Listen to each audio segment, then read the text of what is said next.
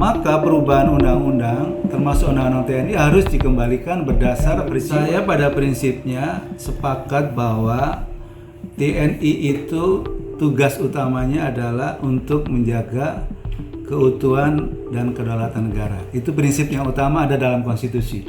Maka perubahan undang-undang termasuk undang-undang TNI harus dikembalikan berdasar berjiwa pada pasal 30 ayat 3 tadi dalam rangka menjaga keutuhan kedaulatan nasional, kedaulatan negara, pertahanan negara. Itu harus kembali ke situ. Yang kedua, terkait dengan persoalan kewenangan, tentu menurut saya sejauh mungkin harus dibatasi. Militer aktif itu untuk bisa masuk di wilayah pemerintahan sipil. Masuknya itu memang idealnya dia tidak pada posisi TNI aktif barangkali ya, harus masuk.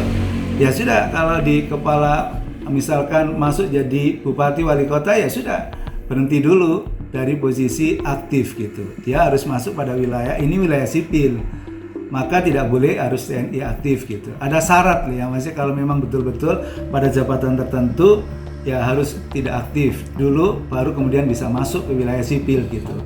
Jadi ini namanya pembatasan dalam konteks tidak semua jabatan-jabatan kelembagaan dan menteri itu harus bisa diisi oleh TNI aktif. Nah, tadi masukan saya adalah penting jangan sampai ketika terjadi persoalan hukum, tindak pidana korupsi, nanti jadi rebutan kewenangan gitu. Pendapat yang saya sampaikan tadi itu dalam koridor atau kaitan dengan kajian akademik gitu. Artinya bahwa terbuka untuk didiskusikan lebih dalam terkait dengan apa yang saya sampaikan agar proses-proses pembentukan undang-undang itu lebih memenuhi syarat-syarat prosedural dan substantif dalam konteks pembentukan peraturan perundangan di Indonesia yang lebih sesuai dengan maksud dibentuk peraturan perundangan itu. Tujuannya harus sesuai dengan jiwa yang ada di dalam Pancasila dan Undang-Undang 45 gitu.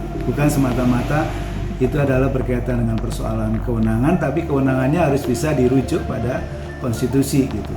Yang tadi bahwa tugas TNI adalah menjaga, melindungi keutuhan kedaulatan negara. Tugasnya lebih ke pertahanan negara, harus kembali ke situ.